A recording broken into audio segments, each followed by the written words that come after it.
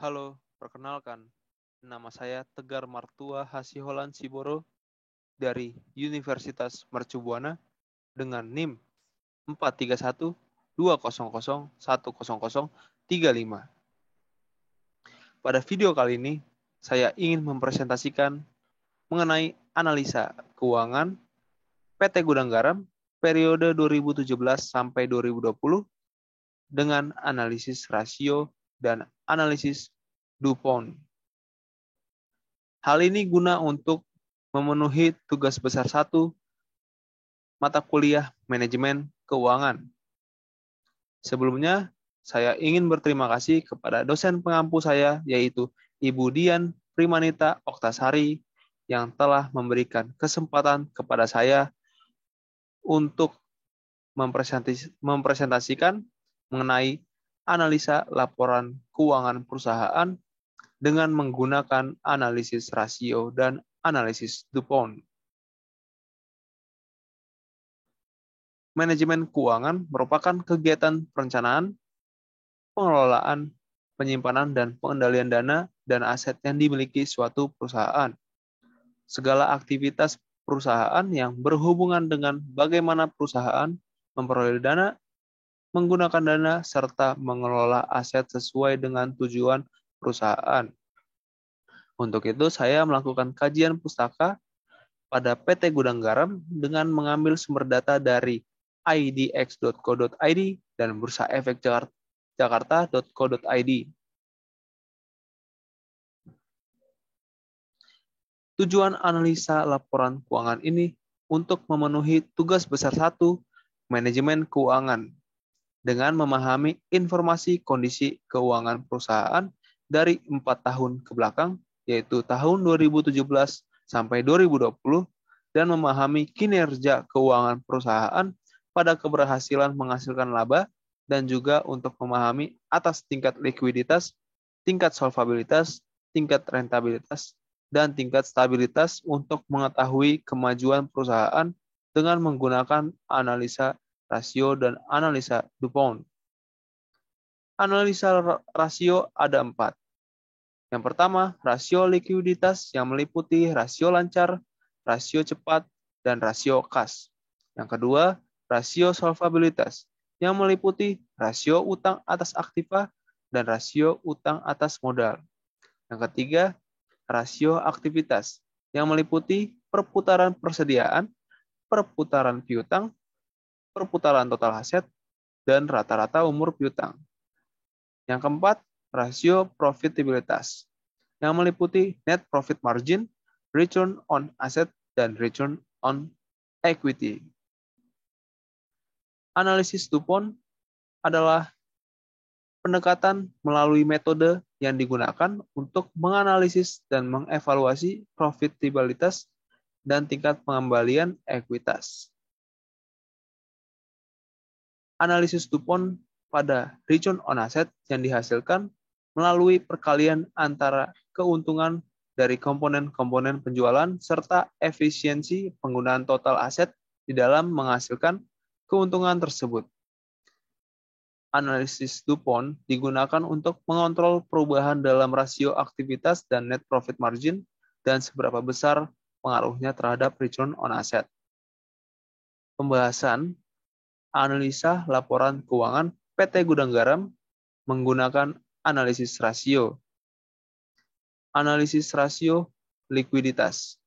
Pada perhitungan current ratio pada tahun 2017 sampai 2018, aset lancar mengalami perubahan sebesar 3,47%, pada utang lancar mengalami perubahan sebesar min 2,68%.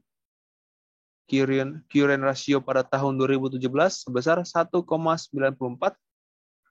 Pada tahun 2018, current ratio sebesar 2,058. Kinerja pada tahun 2017 sampai 2018 ini terlihat meningkat.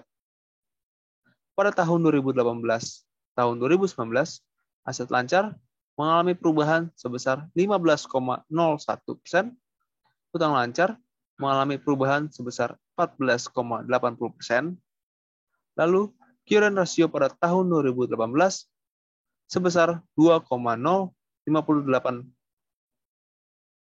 Current ratio pada tahun 2019 sebesar 2,062. Perubahan persentase pada current ratio sebesar 0,19%. Kinerja pada tahun 2018 sampai 2019 mengalami peningkatan. Lalu, pada tahun 2019 sampai 2020, aset lancar mengalami perubahan sebesar min 4,88%. Hutang lancar mengalami perubahan sebesar min 32,65%. Current ratio pada tahun 2019 sebesar 2,062. Sedangkan pada tahun 2020, current ratio sebesar 2,91. Perubahan persentase pada current ratio ini sebesar 41,12%. Kinerja pada tahun 2019 sampai 2020 terlihat meningkat. Perhitungan cash ratio. Pada tahun 2017 sampai 2018, kas dan setara kas mengalami perubahan sebesar min 12,66%. Pada hutang lancar mengalami perubahan sebesar min 2,68%. Cash ratio pada 2017 sebesar 0,103. Pada tahun 2018, cash ratio sebesar 0,092. Perubahan persentase pada cash ratio sebesar min 10,68%. Kinerja pada tahun 2017 sampai 2018 mengalami penurunan. Lalu pada tahun 2018 sampai 2019, kas dan setara kas mengalami perubahan sebesar 75,60%. Pada hutang lancar mengalami perubahan persentase sebesar 14,80%. Cash ratio pada tahun 2018 sebesar 0,092, sedangkan pada tahun 2019 cash ratio sebesar 0,141 atau 0,141. Perubahan persentase cash ratio ini sebesar 53,26%. Kinerja pada tahun 2018 sampai 2019 mengalami peningkatan. Pada tahun 2019 sampai 2020, kas dan setara kas mengalami perubahan sebesar 33,66%. Sedangkan pada hutang lancar mengalami perubahan sebesar min 32,65%. Kas rasio pada tahun 2019 sebesar 0,141. Sedangkan pada tahun 2020, kas rasio sebesar 0,281. Perubahan persentase pada cash ratio ini sebesar 99,29%. Kinerja pada tahun 2019 sampai 2020 ini mengalami peningkatan.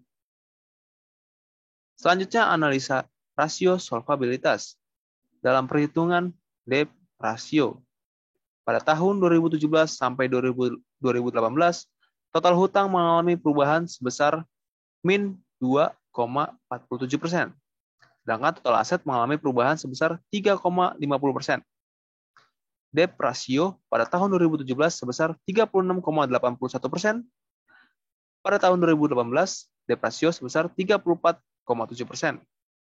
Perubahan persentase pada debt ratio sebesar min 5,73%.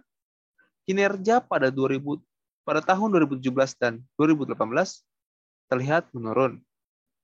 Pada tahun 2018-2019, total hutang mengalami perubahan sebesar 15,66%. Sedangkan pada total aset mengalami perubahan sebesar 13,82%.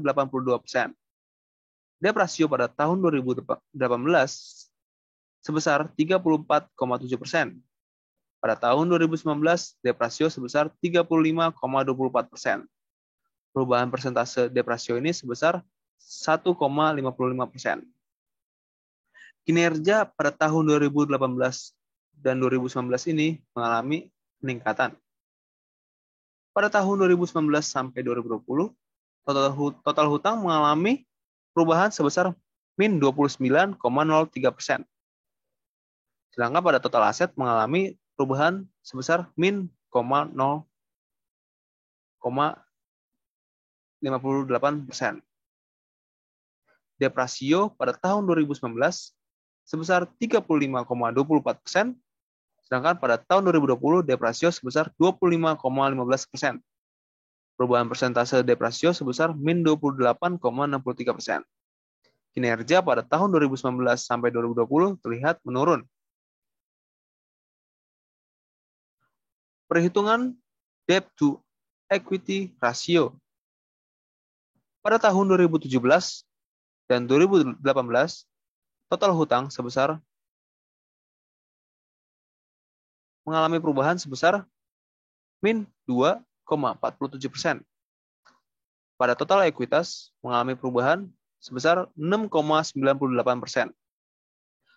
DER pada tahun 2017 sebesar 58,25%, sedangkan pada tahun 2018 sebesar 53,10%. Perubahan persentase pada DER ini sebesar min 8,84%. Kinerja pada tahun 2017 sampai 2018 mengalami penurunan. Pada tahun 2018 sampai 2019, total hutang itu mengalami perubahan persentase sebesar 15,66%.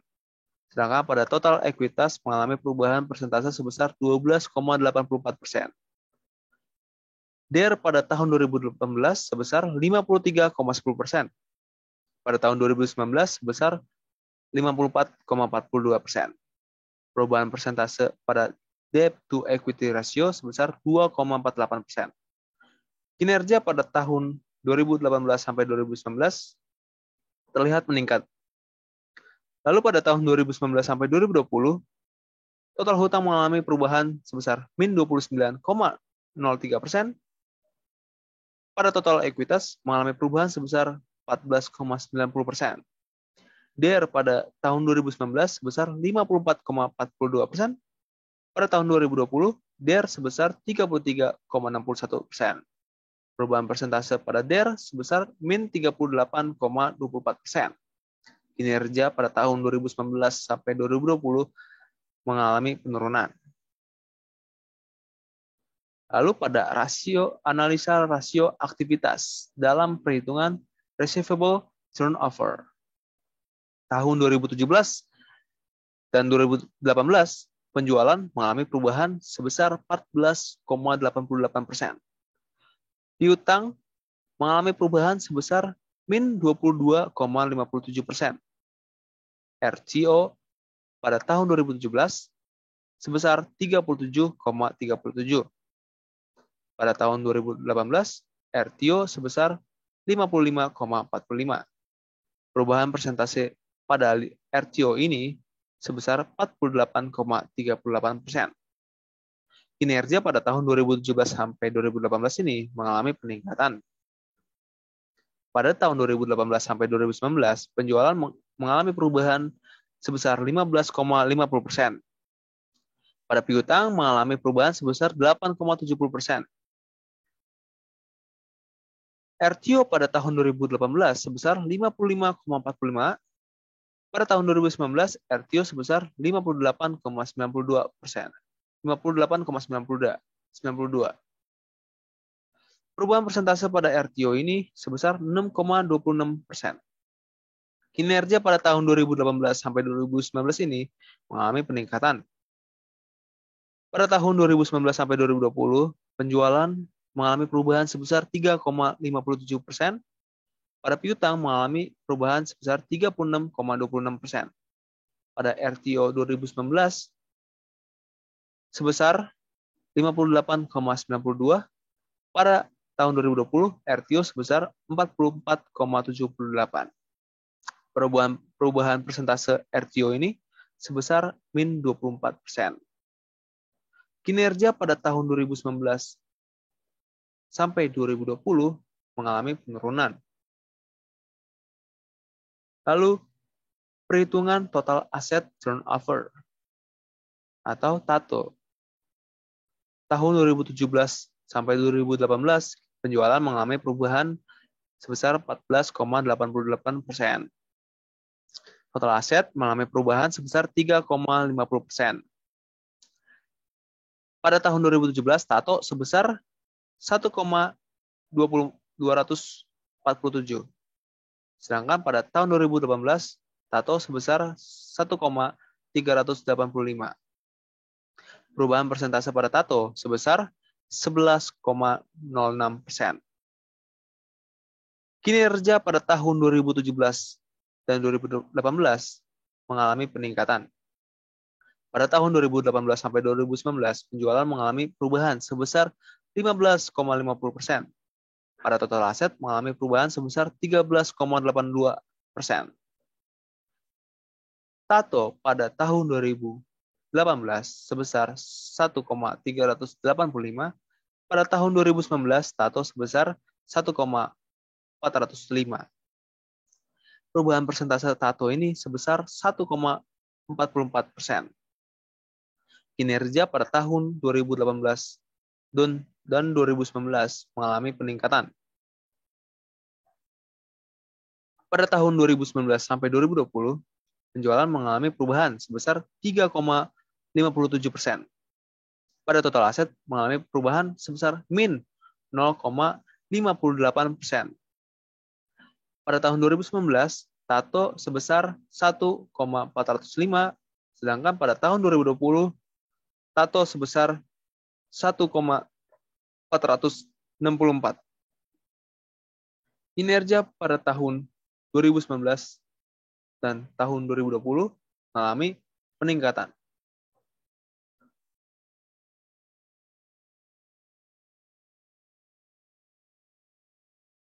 Analisa rasio profitabilitas dalam perbandingan return on asset. Pada tahun 2017 dan 2018, laba bersih mengalami perubahan sebesar 0,49%. Pada total aset mengalami perubahan sebesar 3,50%. Return on asset pada tahun 2017 sebesar 11,61%. Pada tahun 2018 sebesar 11,27%. Perubahan persentase pada return on asset sebesar min 2,92%. Kinerja pada tahun 2017 dan 2018 mengalami penurunan. Pada tahun 2018-2019, laba bersih mengalami perubahan sebesar 39,64%, sedangkan pada total aset mengalami perubahan sebesar 13,82%. Lalu pada return on asset tahun 2018 sebesar 11,27%, return on asset pada tahun 2019 sebesar 13,83%. Perubahan persentase pada return on asset sebesar 22,71%. Kinerja pada tahun 2018-2019 mengalami peningkatan. Lalu pada tahun 2019 dan 2020, laba bersih mengalami perubahan sebesar min 29,71%. Pada total aset mengalami perubahan sebesar min 0,58%. Return on asset pada tahun 2019 sebesar 13,83%. Pada tahun 2020, return on asset sebesar 9,80%. Perubahan persentase pada return on asset sebesar min 29,14%. Kinerja pada tahun 2019-2020 ini mengalami penurunan. Analisa rasio profitabilitas pada perhitungan return on equity. Pada tahun 2017-2018, laba bersih mengalami perubahan sebesar 0,49%. Pada total ekuitas mengalami perubahan persentase sebesar 6,98%.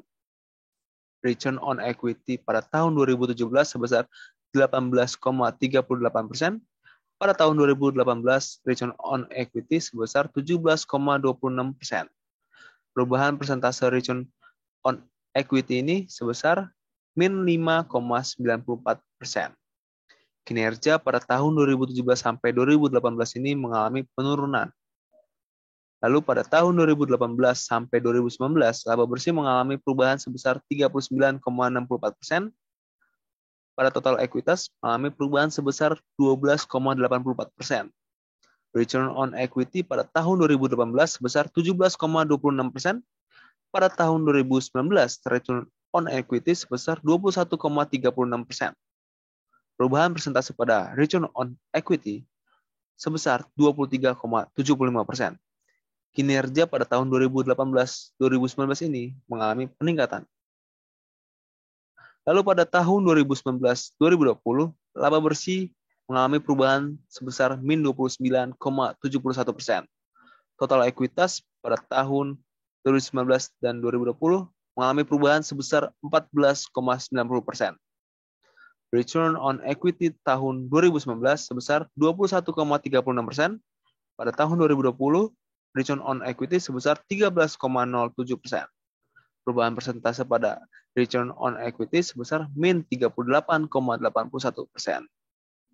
Kinerja pada tahun 2019-2020 mengalami penurunan. Selanjutnya, analisa laporan keuangan PT Gudang Garam menggunakan analisis DuPont. Pada return on equity, pada tahun 2017-2018 mengalami penurunan sebesar min 5,94%. Lalu pada tahun 2018-2019 mengalami kenaikan sebesar 23,75%. Lalu pada tahun 2019-2020 mengalami penurunan sebesar min 38,81%. Lalu pada return on asset, pada tahun 2017-2018 mengalami penurunan sebesar min 2,92%. Pada tahun 2018-2019 mengalami kenaikan sebesar 22,71%. Lalu pada tahun 2019-2020 mengalami penurunan sebesar min 29,14%. Lalu pada equity multiplier tahun 2017 tahun 2018 mengalami penurunan sebesar min 3,16%. Lalu pada tahun 2018-2019 mengalami kenaikan sebesar 0,65%. Lalu pada tahun 2019-2020 mengalami penurunan sebesar min 13,63%. Lalu pada net profit margin 2017-2018 mengalami penurunan sebesar min 12,56%. Lalu pada tahun 2018-2019 mengalami kenaikan 20,88%. Sedangkan pada tahun 2019-2020 mengalami penurunan sebesar min 32,11%. Lalu pada total asset turnover pada tahun 2017-2018 mengalami kenaikan sebesar 11,06%. Lalu pada 2018-2019 mengalami kenaikan sebesar 1,44%. Lalu pada tahun 2019-2020 mengalami kenaikan sebesar 4,20%. Lalu pada net income tahun 2017-2018 mengalami kenaikan 0,49%. Lalu pada tahun 2018-2019 mengalami kenaikan sebesar 39,64%. Lalu tahun 2019 menuju 2020 turun min 29,71%. Lalu pada penjualan 2017-2018 mengalami kenaikan sebesar 14,88%. Lalu pada 2018-2019 mengalami kenaikan 15,50%. Lalu pada tahun 2019-2020 mengalami kenaikan 3,15%. 57%.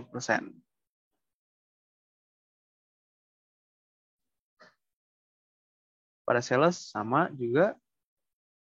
Lalu pada total aset, tahun 2017-2018 mengalami kenaikan sebesar 3,50%. Lalu pada tahun 2018-2019 mengalami kenaikan 13,82%. Lalu pada tahun 2019-2020 mengalami penurunan sebesar min 0,58%. Penjualan 2017-2018 mengalami kenaikan 14,88%. 2018-2019 mengalami kenaikan 15,50%. Pada 2019-2020 mengalami kenaikan sebesar 3,57%. Lalu pada total beban atau total expense, pada tahun 2017-2018 mengalami kenaikan sebesar 16,36%. Pada 2018-2019 mengalami kenaikan 13,34%. Lalu pada tahun 2019-2020 mengalami kenaikan 7,21%. Lalu pada aset lancar atau fixed asset 2017-2018 mengalami kenaikan sebesar 3,47%. Pada tahun 2018-2019 mengalami kenaikan sebesar 15,01%. Lalu pada tahun 2019-2020 mengalami penurunan sebesar min 4,88%.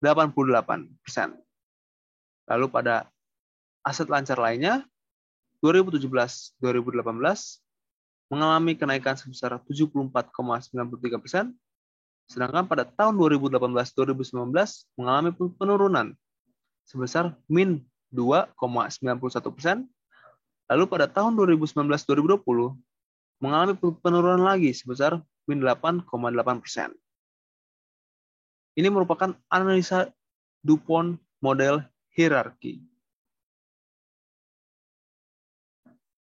Kesimpulan ini menyimpulkan mengenai kondisi keuangan PT Gudang Garam serta kinerja keuangan PT Gudang Garam.